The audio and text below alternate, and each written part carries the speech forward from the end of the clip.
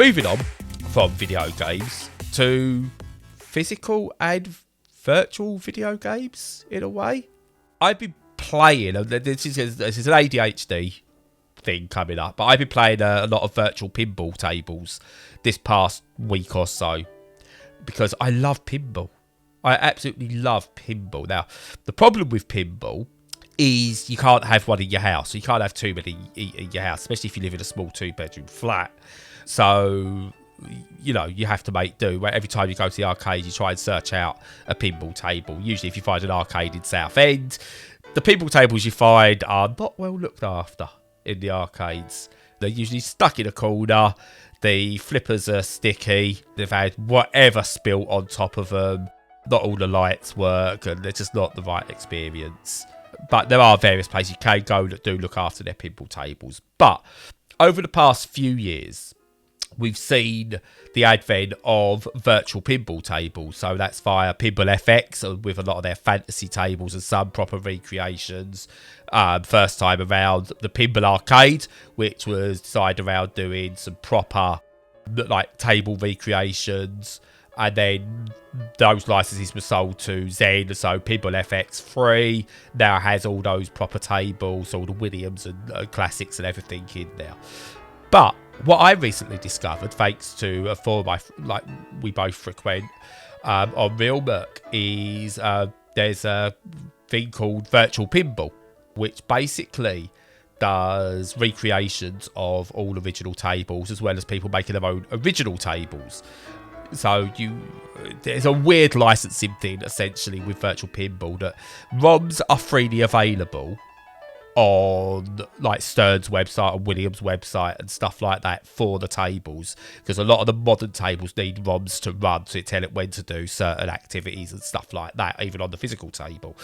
So you can get those freely. You're not allowed to then use them for commercial gain, but it appears like I would say we're not like in terms of grey market. We're pushing more towards the cream market, cream coloured market. In terms of that, you can use them to do table recreations and distribute those for free. I think, don't get me 100%. We're not going into details on the legality of virtual pinball tables. Anyway, there's this program called Virtual Pinball X, which is basically a way of playing the games, and that runs with other systems such as Virtual Pin MAME and other ones. There's different competitors as well that do their own style table systems and everything. And basically, yeah, you download them, you install the table, install the ROM, you can install like the different background glass marquees, the dot matrix displays and stuff like that. And plays a nigh on perfect game of pinball. You could tweak the physics perfectly, so you could do like the little flipper tricks, so you could like learn how to catch a ball dead and stuff like that. Stuff that you could do that I didn't feel you could do properly in. I went back and tested in like Pinball FX. They couldn't do that properly. But anyway, I've been playing these and they scratch that itch of someone with ADHD better than many other video games, because you could chuck one on, it's instant. You're into, you're in, you're sticking your coins, whether it's real or virtual. You hit start, pull the plunger, go, and you're into it. And you could kind of go at it, bull in a china shop. And you go at it, bull in a china shop, because that's what you can do. And then as you get into it, you get this hyper focus. You go, right, oh, actually, how do I get better points? And your hyper focus kicks in. You start learning how to use the tables, so how to set off all the different modes, and then you go down a rabbit hole of, right, I can read this, and this tells me how to set all the different modes, what each of the lanes are. What if I hit these bumpers? What will it do? You start looking for videos on it. You start then going, right, okay, oh, my monitor does turn vertical, so I'm going to turn my monitor and I'm going to do it vertical. Right, I've got issues with this part, so I've got to do a lot of other things. So I'm going to get a second monitor now. I need to get another monitor that I can keep vertical and I can lay down on my table. And you just go down this rabbit hole. And I don't even know where I'm going with this now, but it's just, pinball's great, man. And it scratches an ADHD itch like nothing else. Right, fair play. I love pinball as well. I mean, I'm not as into the video game, pinball recreations as much. I mean, I like some of them. I think that, some of them are really excellent. I went back all the way to like Devil Crash and Alien Crush and stuff on the PC Engine and Mega Drive and things like that. But there's something about, like you say, playing them in real life with the actual ball and the actual physics and the noise and the feel of it. It's so good. It's really, really, really, really gripping. I whenever I get the chance, I always have a go on them. I just love them, and those sorts of physical games in arcades like air hockey and stuff like that. They really do, like you say, scratch a kind of particular itch. Yeah. Their immediacy and their physics. Oh yeah, I love them. And they're designed in such a way, like, we often talk about these days of games being built purely to take your money. So like FIFA's Ultimate Team, it's built and it's designed just for you to pay money. Star Wars Battlefront 2 was designed to make you pay money, extra money, even though you bought the game. And we criticise that, and rightly so, because the tactics they use are underhanded, and it's not designed to be a fun game to play. It's designed to be a compulsive thing. But the old arcade games, they were designed to take your money, to make you want to keep putting your money in. But they did it by being fun. And that's all it was. There was no reward for pinball. You weren't getting tickets out of it. There was no sort of like pay to win mechanic or anything like that. You put your money in, you had fun, you put more money in, you had more fun. And you just played for longer. My favourite pinball table of all time is the Addams Family. Absolutely amazing table. If I ever see that, I will do it. And again, if I ever have a big enough house, which I never will, and I can have a proper games room, I've said before, my 4-player Daytona cabinet goes on one wall. Addams Family gets its own special spot on another wall as a pinball table. And 2 first things I put in my mythical game room. Yeah, don't blame me. So even the old like Pinball FX and the Pinball arcade games, they was okay, but they didn't feel quite right. But this again proves why the community is better than the company at all times. Because the community recreations of these tables is not just, oh, look, here's a table that looks like the table and the ball moves around it. They've done it that each table could be configured individually. So you get different friction types depending on what material the play surface is, what materials are used for ramps, etc., etc. You can change the physics and the rubber elasticity on flippers. It's got all the built-in mechanics that you'd get in a physical cabinet. Now I'm playing on a joypad, an Xbox controller, on a landscape monitor at the moment, and you feel like the feedback on it is really good. And I'm thinking now, DualSense this for controllers. If you can get this working with a DualSense, oh my god. Right, but at the moment you get the false feedback, like the rumble feedback, from it, and you feel like you're actually pressing the buttons, such as how this really works. There's a physical attachment to it. But from what I understand, the virtual cabinets you can buy, which has like a play field and then a separate screen for your back glass and DMD, has actual proper buttons in it, a proper button for a plunger and everything. They actually feel like you're playing a real table, such is the quality of it and the way the community have built them. And I really, really, really, really, really, really, really want one.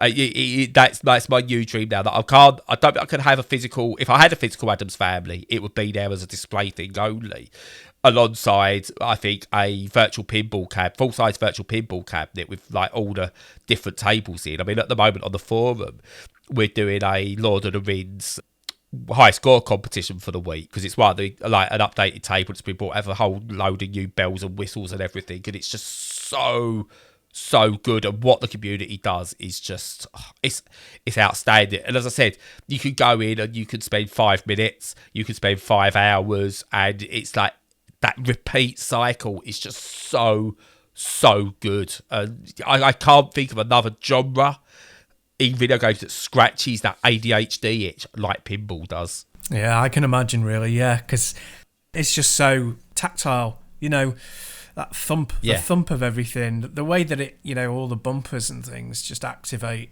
I was always fascinated by how that worked as a kid, how such old technology from like the 50s was able to like sense things touching it so that it could bounce them back off and stuff like that.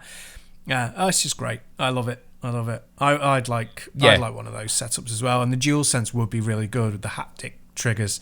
That would work really, really well. Yeah. Yeah, but to get into it, honestly, to get your virtual pinball software downloaded, your first table set up, you're looking at half hour work at most, and it's 100% free.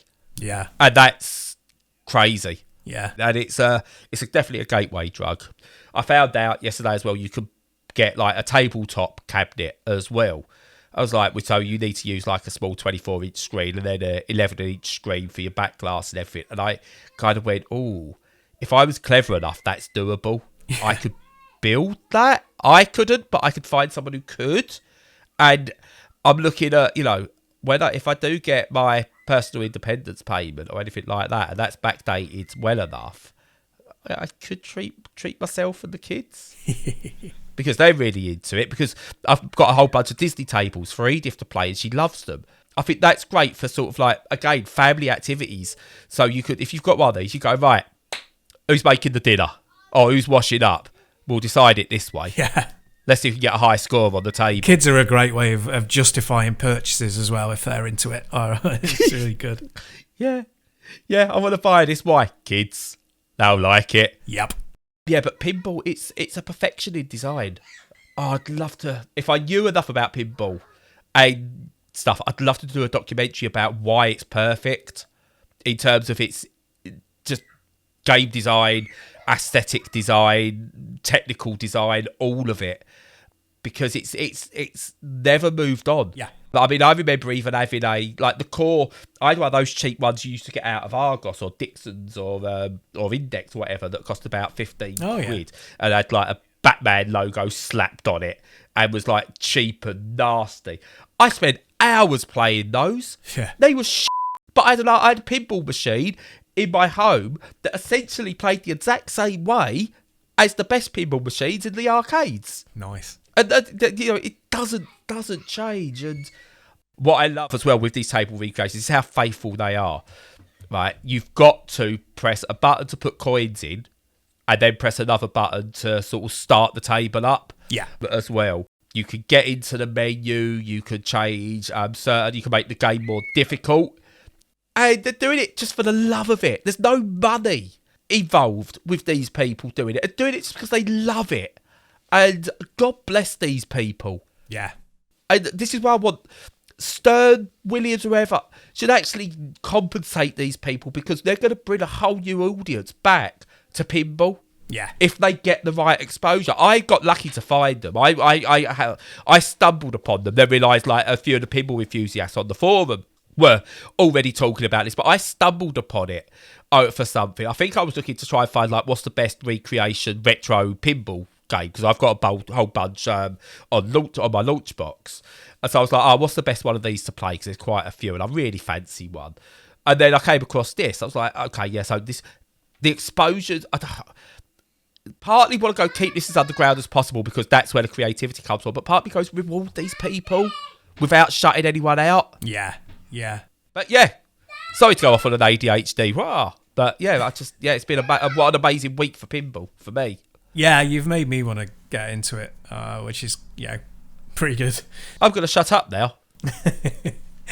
Well, it was very good. That's really fascinating about the pinball stuff, and always wanted to talk about it because it's so cool. I just love it, and you don't see it enough around because they're massive, they're expensive, they're noisy. You're not going to get them in every pub that you go to. They're rarely seen, and they're brilliant. And I would love to have one. I'm very, very, very jealous of Americans with their huge houses and their massive basements, and they can just fill this stuff up. Absolutely.